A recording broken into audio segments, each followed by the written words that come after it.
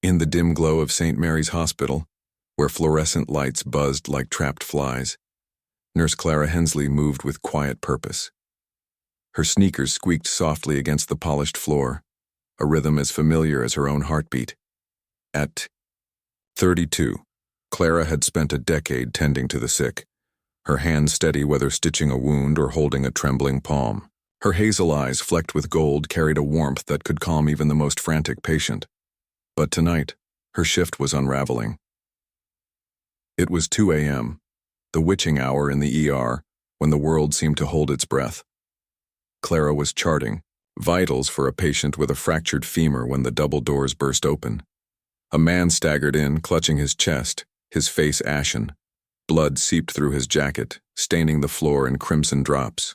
No ambulance, no warning, just him, collapsing onto the tiles. "Code blue," Clara shouted, her voice cutting through the sleepy haze of the ward. She dropped her tablet and sprinted to him, her training kicking in like muscle memory. The man's pulse was faint, his breathing shallow. A stab wound, deep and jagged, gaped at his side. Clara pressed her hands against it, blood warm against her gloves, and barked orders to the night staff. "Get me gauze, stat, call Dr. Patel." But the hospital was understaffed. Budget cuts had whittled the night crew to a skeleton. Dr. Patel was in surgery, and the other nurses were swamped with a multi-car pile-up victims from the interstate. Clara glanced at the man's face. Young, maybe mid-20s with a faint scar above his brow. A stranger, yet his life was now in her hands. She made a split-second decision. The wound needed pressure, but the bleeding wouldn't stop without intervention.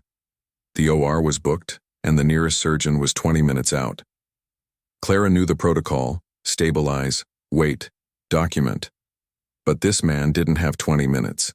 She grabbed a suture kit from the crash cart, her hands trembling not from fear but from the weight of what she was about to do.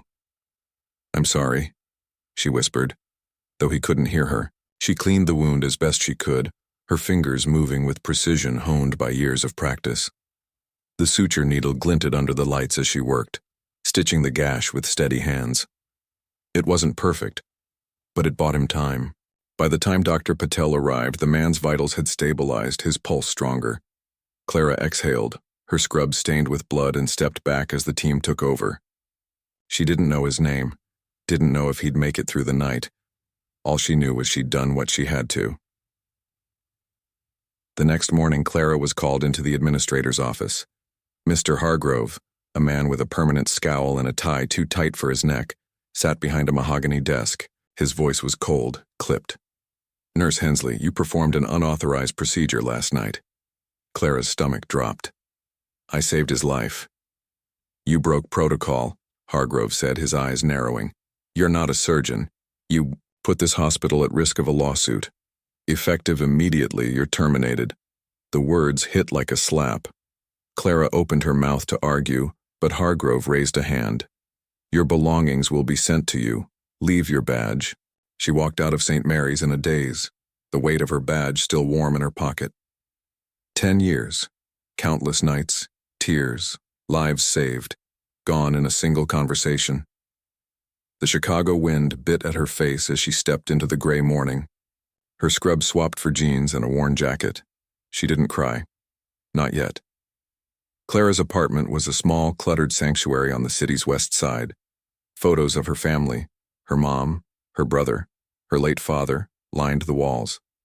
She sank onto her couch, staring at a framed picture of herself at her nursing school graduation, grinning like the world was hers.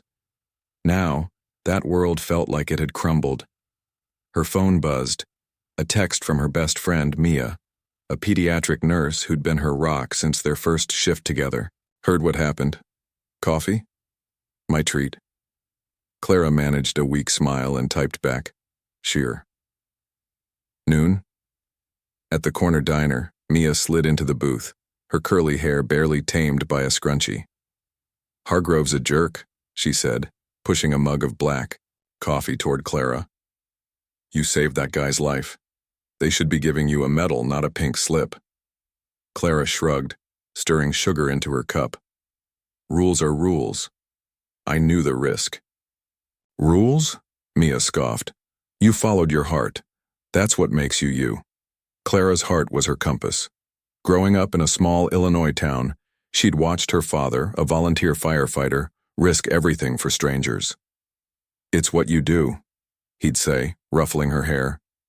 That lesson had carried her through nursing school, through sleepless nights in the ER, through every patient who left with a smile because of her. But now, it had cost her everything. Days blurred into weeks.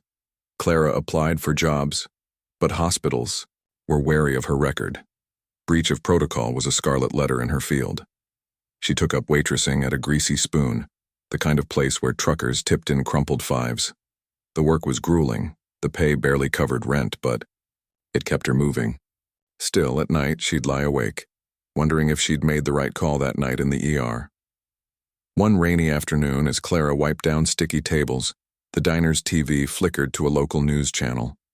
A familiar face appeared on the screen, the man she'd saved. His scar was unmistakable, though his color was better, his eyes bright. The headline read, "Local hero survives stabbing, seeks mystery nurse." Clara froze, her rag dangling from her hand. The man, identified as Javier Torres, was speaking to a reporter. "I don't know her name," he said, his voice thick with emotion. "But she saved my life.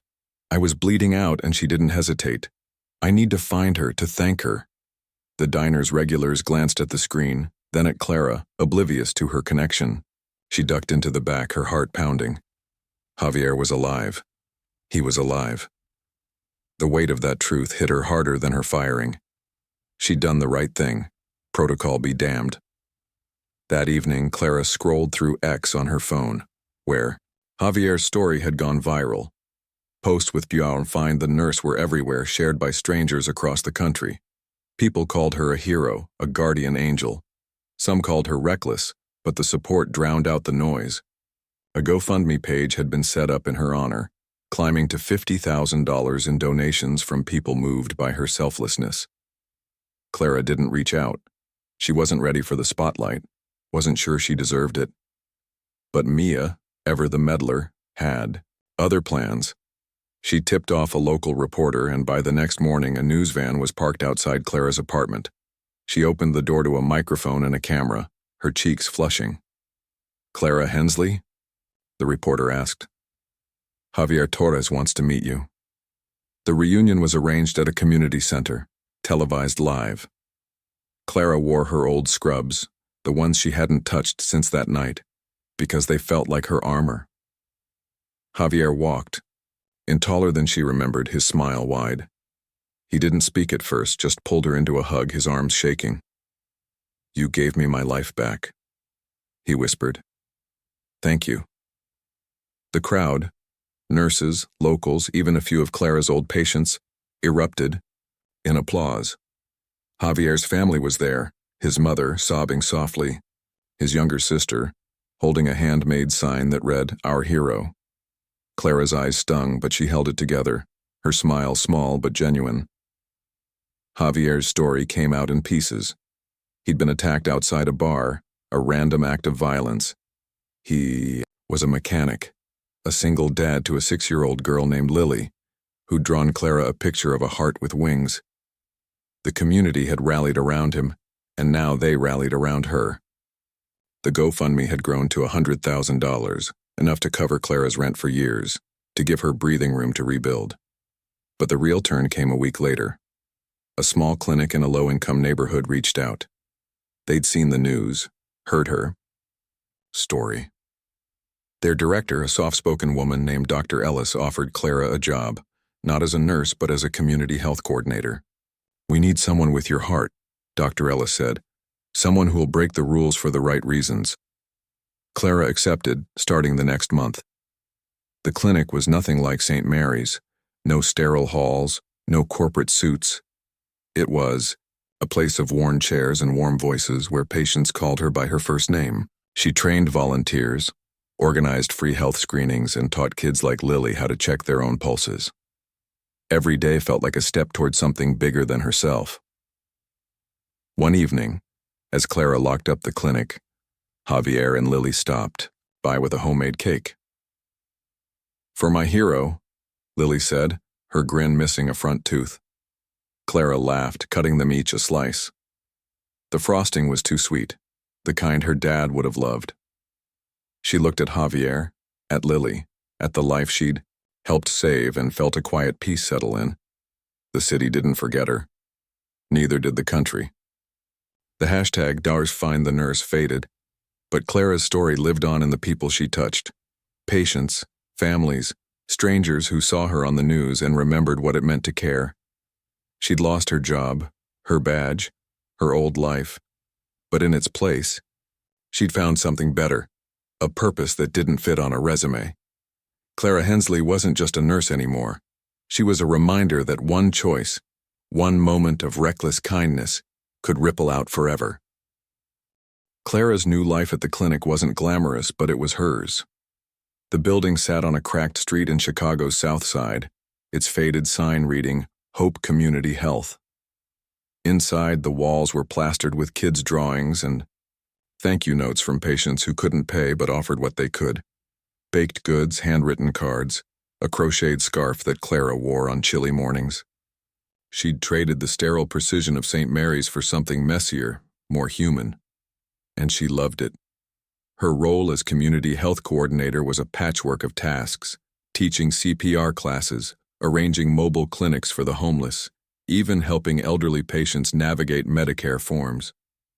She worked alongside a scrappy team, Dr. Ellis, who hummed jazz tunes during checkups, Jamal, a paramedic with a knack for calming nervous kids, and Rosa, a receptionist who knew every patient's name and birthday.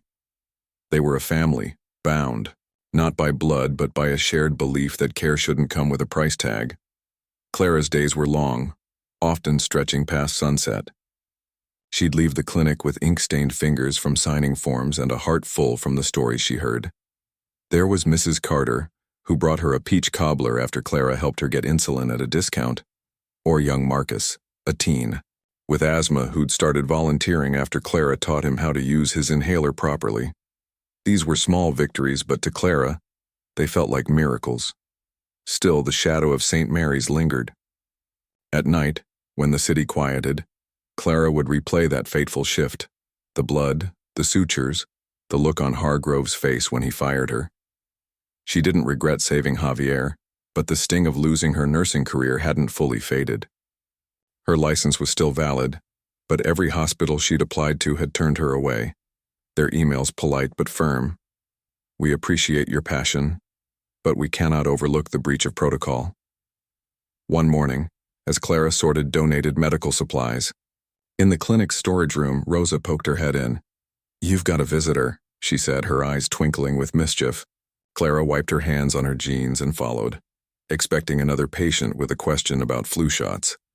Instead, she found Javier waiting in the lobby, holding a small bouquet of daisies and a nervous smile. "Hey," he said, shifting his weight. "Lily's at school, but she made me promise to bring these." He handed her the flowers, their petals soft against her fingers. "We, wanted to check in, see how you're doing."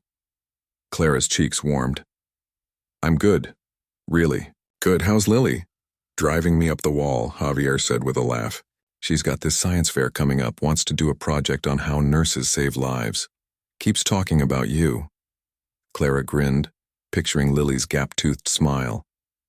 "Tell her I'm flattered, and I'll help with the project if she needs it." Javier nodded, but his expression turned serious.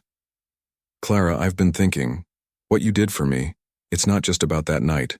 You're still out here, doing good. I want to help you get back on your feet, you know? The way you helped me." She tilted her head, confused. "I'm okay, Javier. This job, this place, it's enough." He shook his head. "It's not about enough. It's about what's right.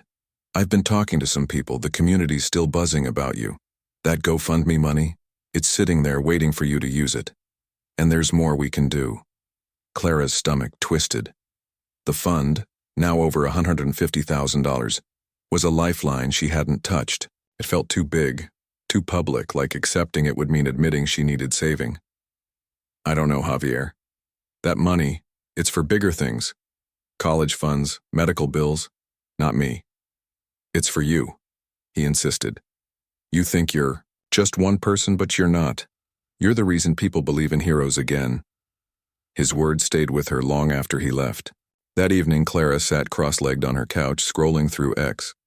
The Find the Nurse hashtag had evolved into Clara's cause, with posts from strangers sharing stories of kindness inspired by her. A teacher in Ohio wrote about starting a first aid club for her students. A firefighter in Texas donated to a local clinic in Clara's name. The ripple effect of that one night was bigger than she'd imagined. The next day, Clara met Mia for coffee, their usual ritual. Mia, still at St. Mary's, was full of hospital gossip. Hargrove was under fire for cutting staff and morale was tanking.